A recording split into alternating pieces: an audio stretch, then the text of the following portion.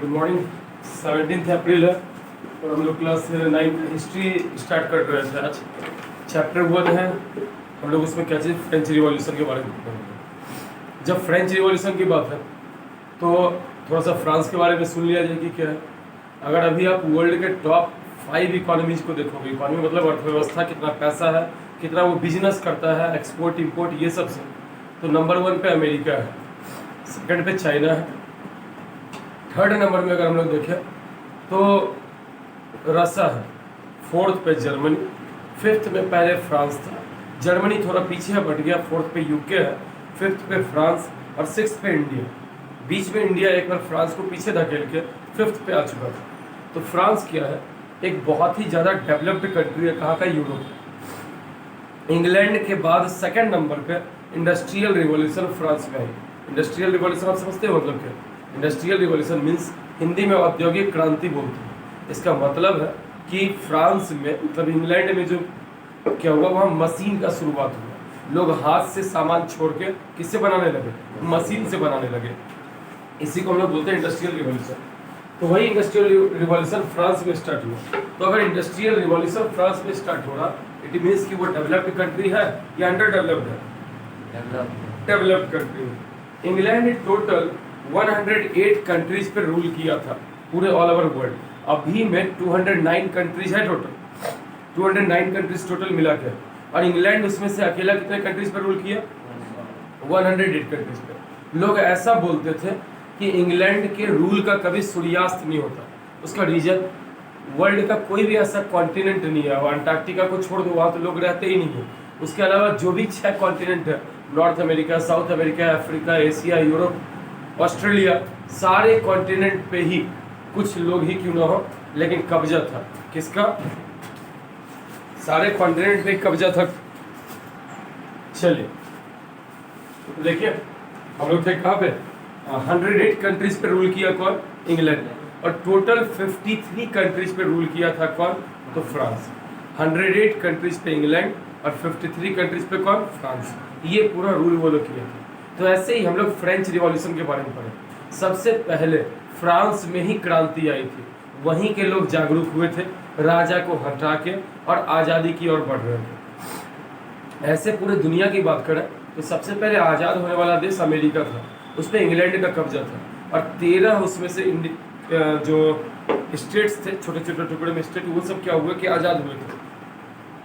America 4 जुलाई 1776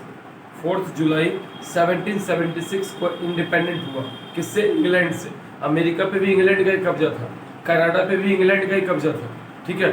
Brazil पे 60% से ज़्यादा, अफ्रीका पे, अपना इंडिया और अपना पड़ोसी, तो लोग तो सब उसी के गुलाम थे। किसके? इंग्लैंड, ब्रिटिशर्स के। तो वैसे फ्रांस से बहुत कंट्रीज पे किया था, 53 कंट्रीज पे। तो हम लोग फ्रांस की क्रांति के बारे में पढ़े।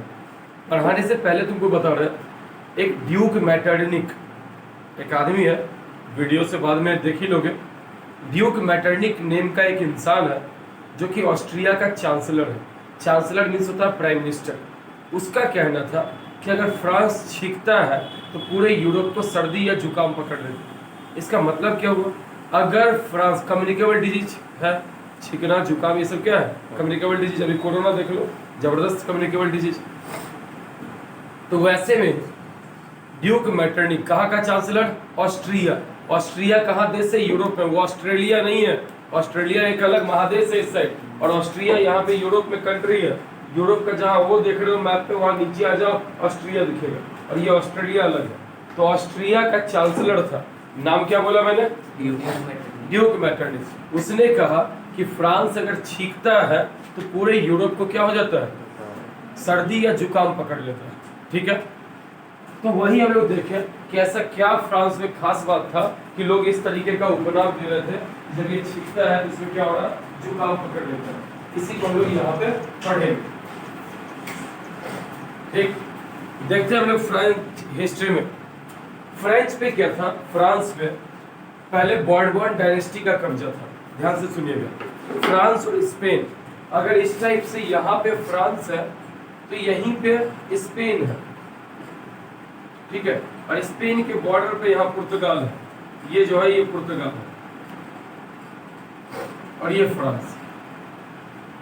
पहले फ्रांस और स्पेन एक ही किंग के अंडर था और उस डायनेस्टी का नेम था बॉर्बन डायनेस्टी। कौन सा? अभी बिस्किट आता है, बॉर्बन डायनेस्टी। बाद में क्या हुआ, बंटवारा हुआ एरियाज का, तो कुछ बॉर्बन किंग के हिस्से में स्पेन मिला, कुछ के हिस्से में फ्रांस मिला। इसी फ्रांस में बॉर्बन डायनेस्टी का ही लगातार किंग बनते आ रहा था। तो इसी तरीके से उनका लुइस 16 नेम का एक राजा 1774 में किंग बना। कौन से डायनेस्टी का? बॉर्बन डायनेस्टी का। कहाँ का राजा? फ्रांस का राजा। नहीं समझ में आया? लुइस 16 नेम का एक राजा जो बॉर्बन डायनेस्टी का था, फ्रांस का क्या बना? हेड बना। और इसकी शादी जो हुई थी, मैरिज, वो ठीक थोड़ा आगे जाके एक कंट्री, वही ऑस्ट्रिया था। कंट्री का नेम ऑस्ट्रिया था। ऑस्ट्रिया की राजकुमारी मैरी एंटोइनेट के साथ हुआ। ध्यान से नेम ध्यान रखिएगा, लुइस 16 और उसकी पत्नी का नेम मैरी एंटोइनेट। कहा जाता है कि फ्रांस या फिर ऑस्ट्रिया या यूरोप में, वेस्टर्न कंट्रीज में, लड़कियों में सुंदर उनको समझा जाता था जिनका वेस्ट बहुत ही ज़्यादा पतला रहे। पतला ऐसा कि बचपन में ही लड़की के कमर में बेल्ट बांध दिया जाता था बहुत टाइट, और उसको वो बेल्ट दिन भर नहीं खोलना होता था, कंटिन्यू रात दिन आप पहने रहोगे। ऐसा करने से वेस्ट वाला पार्ट बहुत पतला और उसके बाद जो बॉडी पार्ट होगा वो डेवलप करेगा। तो ऐसे ही मैरी एंटोइनेट का जो वेस्ट था वो 13 इंच का था। मेरा, आपका, या आप में से जो बैठे हैं, कोई भी 22 नंबर से नीचे का जींस नहीं पहना, पैंट नहीं पहना, उससे नीचे तो कमर है ही नहीं। 22, 24, 26, 28, 30, 32, 34, 34 वाला तो नहीं है कोई, नहीं 34 तक, ठीक है, इतना वेस्ट है। तो उसके हिसाब से तो हम लोग का कमर नहीं कमरा है जी। उसका कितना था? 13 इंच। और फ्रांस में उसी को ब्यूटीफुल समझा जाता था जिनका वेस्ट क्या रहे, बहुत पतला रहे। तो ये मैरी एंटोइनेट का खासियत है, दिमाग से एकदम पैदल, ठीक है, बहुत ही बेवकूफ़ किस्म की थी। अगर वाइफ अच्छी मिले तो जिंदगी बहुत ढंग का हो जाता है, और वाइफ खराब मिले तो ये लुइस 16 के आत्मा से पूछ लो, पता चल जाए, ठीक है। कहा भी जाओ, अभी तुम देख लो, धीरू भाई अंबानी का नेम सुनो, बहुत अमीर, उसी का 2 बेटा हुआ, मुकेश अंबानी और एक हुई, नहीं ये मुकेश अंबानी और एक हुए अनिल अंबानी। जब वो डेथ की है तो प्रॉपर्टी तो दोनों को बराबर बटा। मुकेश अंबानी की वाइफ है नीता अंबानी, हीरोइन थी, लेकिन जैसे ये मैरिज की, आधा चीज अपने जिम में ले ली, और अभी 3 बेटा बेटी है, वो भी सब बोल दिया कि पापा ये हिस्सा हम देखेंगे, ये हम देखेंगे, ये हम देखेंगे, तीनों आगे। उनकी बेटी ही चला रही है जियो नेटवर्क, जियो फाइबर, अभी आ जाएगा, रोटर जैसे डिश टीवी ये सब देखते हो, वो भी उनकी बेटी चला रही है, बेटा पेट्रोलियम का चला रहा है, इस टाइप से। तो फैमिली वो है जहाँ सब लोग क्या किया, बांट लिया। अभी वो इंडिया के नंबर 1 और एशिया के नंबर 1 और यूरोप के 12 नंबर पे, अभी 12 पे प्रेजेंट। कौन? मुकेश अंबानी। बीच में नंबर 1 भी बने थे 2009 में। दूसरी ओर अनिल अंबानी, वो शादी किए हीरोइन टीना मुनीम से, टीना अंबानी हुई, उसका अलग ही किस्म था, लफुआ किस्म की, ऐसो आराम ज्यादा। ये एक ऐसा जहाज उसको गिफ्ट किया था, शिप, जिसपे वर्ल्ड का सारा सुख सुविधा उपलब्ध था, टीना मुनीम, उससे मैरिज किया। स्थिति ये है, दोनों भोग विलास वाला हिसाब। नतीजा ये है कि अभी ये हर 3 से 4 दिन में तुम सुनोगे अनिल अंबानी वाली रिलायंस ने ये चीज बेचा, ये बेचा, वो बेचा, नीलाम पे नीलाम, टॉप 100 के बाहर हो चुका। तो अच्छी वाइफ मिले तो कहाँ, खराब मिले तो कहाँ। तो वैसे ही मैरी एंटोइनेट किसकी पत्नी? लुइस 16। आंदोलन को एकदम चिंगारी देने का काम ये भी की थी, घी डालने का काम ये भी की थी। जब लोग वहां पे खाने के लिए, ब्रेड के लिए डिमांड कर रहा था कि हमें रोटी चाहिए, तो ये छत पे चढ़ के जब लोगों का सुनी तो ये फिर बोले, वो लोग रोटी का डिमांड क्यों कर रहे हैं, वो लोग रोटी का डिमांड क्यों कर रहे हैं, वो लोग ब्रेड केक क्यों नहीं खाते हैं। अब ये आप बताइए, वो लोग रोटी का डिमांड क्यों कर रहे हैं, केक क्यों नहीं खा रहे हैं। इससे क्या हुआ, फिलोसफर सब जो नीचे खड़ा था, दार्शनिक लोग भड़क गया, देखो तुम्हारा मजाक उड़ा रही है, कहते रोटी तुम क्यों मानता, केक क्यों नहीं खाता, बस सब और भड़का, और बास्टिल का एक जेल था उसको तोड़ दिया। तो लुइस 16 की पत्नी मैरी एंटोइनेट, कोई बड़ी बात नहीं है, आज हुआ, धीरे धीरे हो जाएगा टाइम। देखिए हम लोग स्टार्ट यहीं से करेंगे, कौन सा, फ्रेंच रिवॉल्यूशन। सबसे पहले 1774 में लुइस 16 क्या बना, राजा बना, मोनार्क बना। कौन से डायनेस्टी का था बाबू? Bourbon dynasty. कहाँ का मोनार्क बना? फ्रांस का। वाइफ का नेम क्या था? मैरी एंटोइनेट। वो कहाँ की थी? ऑस्ट्रिया की थी ना। ओके, अब देखो 1774 में, अब देखो फ्रांस के क्रांति का 3 मेन कारण है। एक है पॉलिटिकल रीजन, दूसरा है इकोनॉमिक रीजन, और तीसरा है इमीडिएट कॉज। हमेशा 3 कारण होता है कोई भी चीज का। पहला पॉलिटिकल रीजन क्या है? पॉलिटिकल मतलब राजनीति की वजह से। तो फ्रांस में ना सोसाइटी 3 तरीके से बटी हुई थी। फ्रांस सोसाइटी कितने तरीके से? कोई बड़ी बात नहीं, पीछे छूटा। आप यहाँ सुनिए, फ्रांस में सोसाइटी 3 तरीके से समाज बटा हुआ था। First state, second state, third state. First state में क्लर्जी के लोग थे। क्लर्जी मतलब क्या चीज होता है? राजा, उनके परिवार, चर्च, बड़े बड़े पुरोहित, मतलब जो पादरी वगैरह होते हैं क्रिश्चियंस में, वो सब, ये सब आते थे क्लर्जी में। ठीक है, बहुत अमीर था। सेकंड क्लास जो था उसमें नोबिलिटी था। नोबिलिटी मतलब जमींदार सब। ठीक है, जमींदार, राजा का बेटा, राजकुमार, ये सब आ गए। वो क्लर्जी में से राजकुमार सब आता था, बट जमींदारों का था नोबिलिटी। और थर्ड स्टेट में कौन थे? कॉमन पीपल थे। Common people means lawyer, doctor, professional, traders, labourers, peasants, किसान वगैरह, ये सब लोग थर्ड स्टेट। ध्यान से सुनिएगा। तो फ्रांस का सोसाइटी कितने पार्ट में बटा था? 3। फर्स्ट स्टेट में क्लर्जी, क्लर्जी मीन्स राजा, राजा का राजकुमार मतलब वो सारा, और चर्च, चर्च के फादर, पोप वगैरह, ये सब। सेकंड स्टेट जो जमींदार वगैरह था, nobility. Third state common people. अब देखो वहां का स्थिति, जो फर्स्ट और सेकंड स्टेट थे, इनका पॉपुलेशन 20% था। इनका पॉपुलेशन बस 20% था, लेकिन इनके पास 80% प्रॉपर्टी थी। कौन सा स्टेट? फर्स्ट और सेकंड स्टेट। पॉपुलेशन कम है, प्रॉपर्टी भरपूर है। और जो कॉमन पीपल थर्ड स्टेट थे, 80% इनका पॉपुलेशन था, और मात्र 20% क्या चीज थी? प्रॉपर्टी थी। ये थर्ड स्टेट।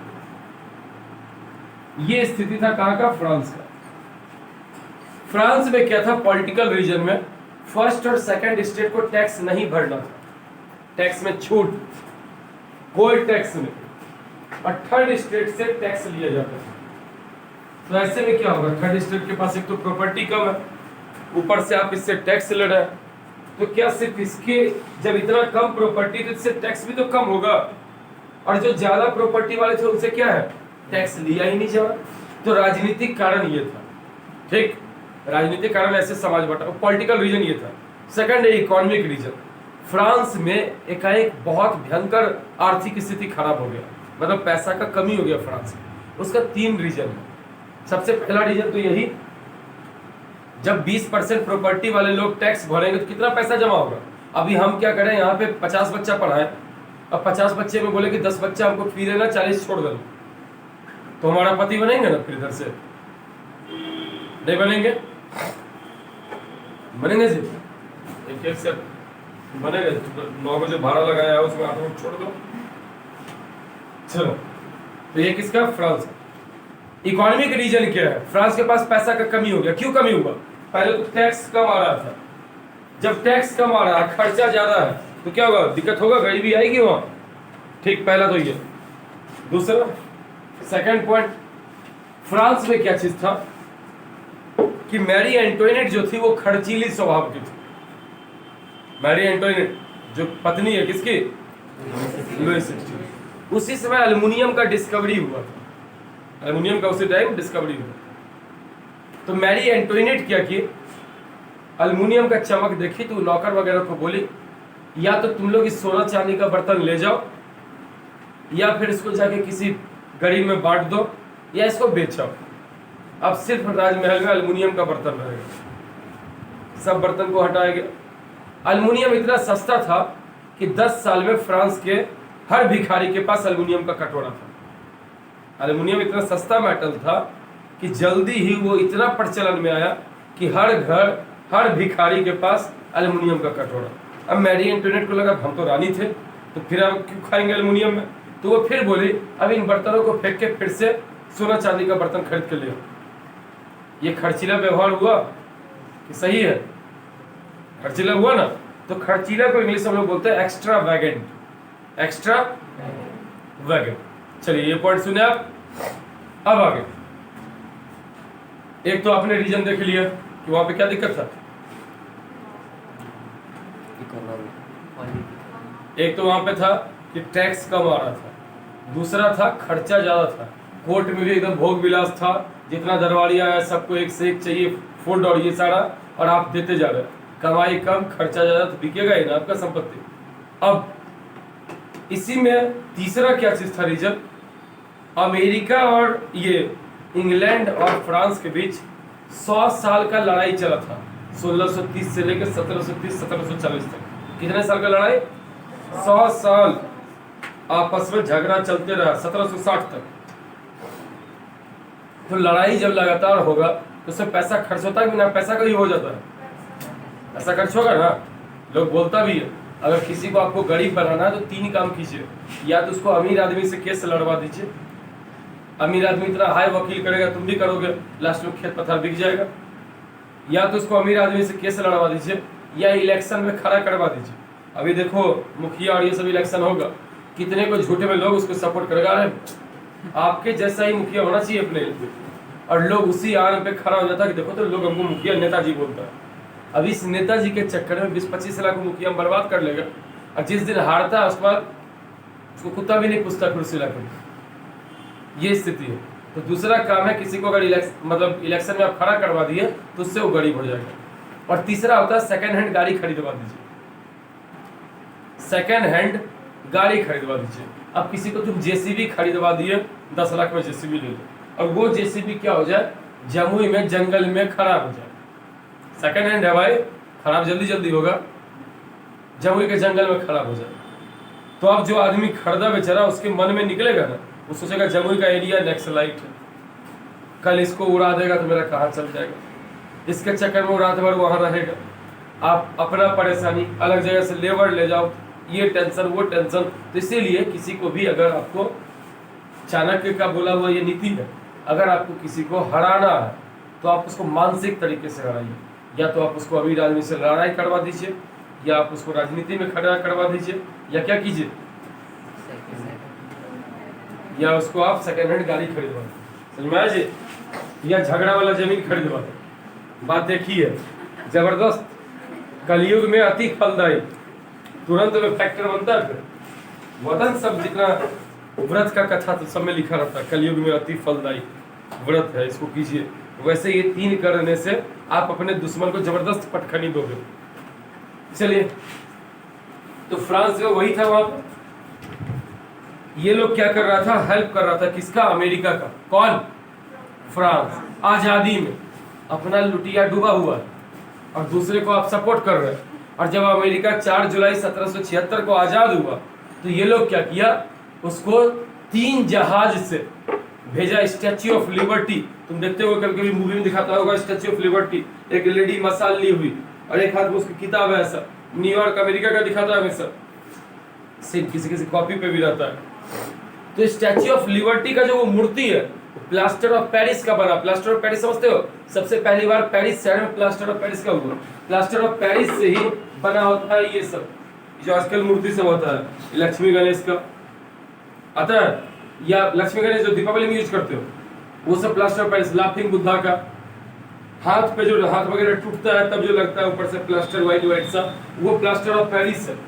तो उसी का मूर्ति है, वो जो स्टैच्यू ऑफ लिबर्टी कितना बड़ा मूर्ति है, उसको फ्रांस अपने यहाँ बनवाया और उसको 3 पार्ट में 3 जहाज से न्यूयॉर्क भेजा गया कि आपको आजादी का गिफ्ट दे रहे हैं। किसको? अमेरिका। क्यों? अमेरिका का दुश्मन था इंग्लैंड और फ्रांस का भी दुश्मन था कौन? इंग्लैंड। दुश्मन का दुश्मन दोस्त, बता रहे हो? ठीक, अब आ गया। तो बस यही स्टेप वहां था। तो सोच लो, अपना हालत खराब है लेकिन आप दूसरे को क्या कर रहे हो, मदद कर रहे हो, और ऊपर से 100 साल का लड़ाई लड़ा। तो लड़ाई लड़ने में क्या पैसा जाएगा कि नहीं जाएगा? जाएगा। तो इकोनॉमिक कारण फ्रांस का 3 हुआ। पहला कारण कि टैक्स बहुत कम आता था। दूसरा कारण फ्रांस में क्या हुआ कि वहां पे वो लोग अमेरिका के साथ कंटिन्यूअस वॉर, अमेरिका नहीं, इंग्लैंड के साथ कंटिन्यूअस वॉर में था। और तीसरा कारण ये था, इंडिपेंडेंट होते ही, किसके इंडिपेंडेंट होते ही? अमेरिका के होते। उसको कुछ पैसा से भी और कुछ चीज सबसे हेल्प किया, कौन? फ्रांस। ये कारण इमीडिएट कॉज क्या है, एकदम सडन कॉज, क्यों ये क्रांति हुई?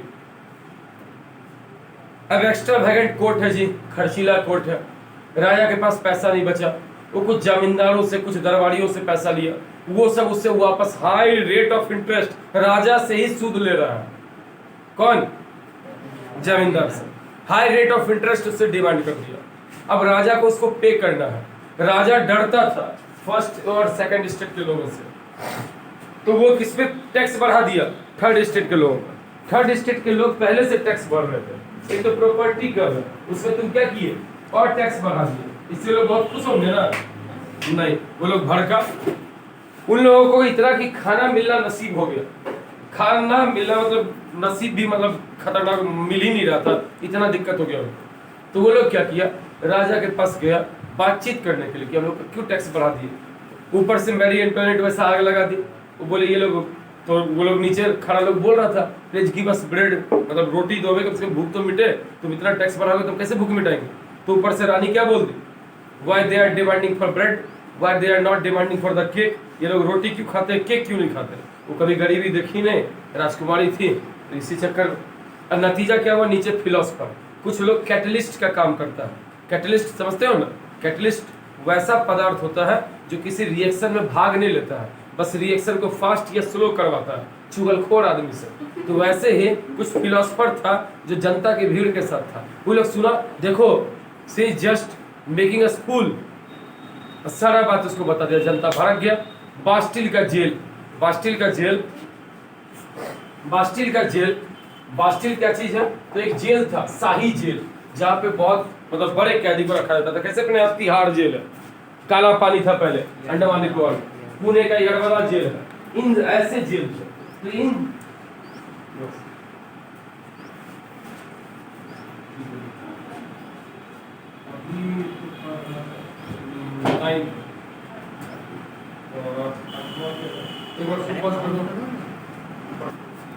चलिए, तो 1774 में लुईस 16 राजा बना। 1789 में हुई कौन सी revolution? French revolution. Fall of Bastille, Bastille का जेल तोड़ दिया सब, और तोड़ के उसका पत्थर घर में लोग दर्शनीय चीज बना के रखा। क्यों? तो राजा का जेल तोड़े हैं, उसका पत्थर मार्केट में बिका अच्छे अच्छे दाम पे। बास्टिल का जो जेल था पूरा बिल्डिंग, उसको जब पूरा तोड़ दिया सब, तो उसका एक एक ईंटा भी लोग उठा के ले गया, क्योंकि राजा का तोड़े, इतना खुशी भी था। ठीक है, और बहुत सारी घटनाएं हुई। तो राजा क्या हुआ, लास्ट में ये लोग बोला कि राजा को कि आप अपना पावर सरेंडर कीजिए, आप अपना मनमौजी, ऑटोक्रेसी चलाते हो। ऑटोक्रेसी मतलब क्या होता है? सिर्फ अपना मनमौजी चलाना, एकाधिकार, आप अपना राइट सिर्फ चला रहे हो, इसलिए दिक्कत है। तो आप अपने पावर को कंट्रोल कीजिए, और ये पावर को कंट्रोल कीजिए, और हम लोग के यहाँ कुछ लोगों को वोटिंग राइट दीजिए। तो वोटिंग राइट किसको मिलेगा भाई? तो जो 21 साल से उम्र में ज्यादा होगा, महिलाएं नहीं, सिर्फ पुरुषों में। महिला को कोई वोटिंग राइट नहीं, महिला को मिला है 1946 में। ठीक है, तो पुरुषों में भी कौन? जो 21 साल से उम्र में ज्यादा होगा, और साथ में कम से कम 1 महीने में 3 दिन का जो वो कमाई करते हैं वो टैक्स के रूप में भरेंगे। उन्हीं लोगों को एक्टिव सिटीजन बोला जाता था। एक्टिव मतलब सक्रिय, सक्रिय नागरिक बोला जाता था। किसके हिसाब से सक्रिय नागरिक बोला गया? किसके हिसाब से? फ्रांस के अकॉर्डिंग वो लोग क्या चीज थे? एक्टिव सिटीजन थे। ठीक है, फ्रांस के अकॉर्डिंग वो लोग एक्टिव सिटीजन थे। अब एक्टिव सिटीजन मतलब सक्रिय नागरिक, देश में भूमिका निभा रहे हैं। तो एक्टिव सिटीजन किसको बोला गया? महिलाओं को। महिला को तो वोटिंग राइट था ही नहीं। पुरुष, पुरुष में भी कौन? जो 21 साल के एज के ऊपर, और साथ में कितने दिन का टैक्स भरे? 3 दिन का कमाई का टैक्स भरे, उनको बोलते थे एक्टिव सिटीजन। तो वो लोग वोटिंग करके नेशनल असेंबली में 745 मेंबर्स को चूज करेगा। कैसे? अभी हम लोग यहाँ से चूज करके एमपी सबको भेजते हैं, ऊपर संसद में भेजते हैं जी, लोकसभा राज्यसभा, तो वैसे वो लोग चूज करेगा, और ये लोग जो फैसला लेगा वही राजा को मानना है। इसी को बोलते हैं कॉन्स्टिट्यूशनल मोनार्की। कॉन्स्टिट्यूशनल मोनार्की भी इंग्लैंड में है। वह रानी है, क्वीन है, हेड है, वो हेड है। तो वो हेड है तो क्या? वो हेड है, और बदले में क्या होता है कि जनता के तरफ से चूज करके प्राइम मिनिस्टर है, एमपी है, ये सब आता है चूज होकर। ये लोग जो फैसला करके रानी को देगा उस पर उसको साइन करना है। इसको बोलते हैं कॉन्स्टिट्यूशनल मोनार्की। इट मींस रानी होगी लेकिन किसके अनुसार चलेगी? कॉन्स्टिट्यूशन के अनुसार चलेगी। वैसे फ्रांस में भी यही लागू किया गया, इंग्लैंड जैसा 1789 से लेकर 91 तक। ठीक, अब 1792 में, अरे उधर पीछे जो जिस पर गर्ल्स बैठी, बैठ जाओ। ओ भगवान, एक एक बेंच पे बैठी, वो हमको क्या दोनों 5-5 हजार देती है, एक बेंच पे अकेले बैठेगी। 1792 में अब क्या हुआ, राजा ना यहाँ पे, राजा का पावर जब कम हुआ तो ऑस्ट्रिया वगैरह से बातचीत करने लगे, तुम सेना लेके आओ, इन लोगों को मार के हटा देंगे, कुछ एरिया तुमको भी देंगे, फिर हम पहले जैसा राजा हो जाएंगे। ये बात लोगों को पता चल गया, तो लोग क्या काम किए, राजा और रानी को पकड़ के गुलेटिन दे दिए। गुलेटिन क्या था? डॉक्टर गुलेटिन नेम के एक आदमी इसको बनाए थे। इसका मतलब क्या होता है कि हाथ पर आपका बांध के, और जैसे नहीं वो घास काटने वाला मशीन होता है, वैसा आपका गर्दन उस पर रख दिया जाएगा, और जैसे बकरा वगैरह काटा जाता है ऐसे गर्दन पे मार के आपका धड़ सर से अलग कर दिया जाए, धड़ से सर अलग कर दिया जाएगा। ठीक है, ये हिसाब है, इसको बोलते थे गुलेटिन। तो राजा रानी को पकड़ के क्या दे दिया गया? गुलेटिन दे दिया गया, नहीं तुम रहोगे नहीं टेंशन होगी। तो आज तुमको हम यहाँ तक पढ़ाए, कल कोई यहाँ के आगे पहले वर्ष पहले लिख देना बोल। ठीक है, जय।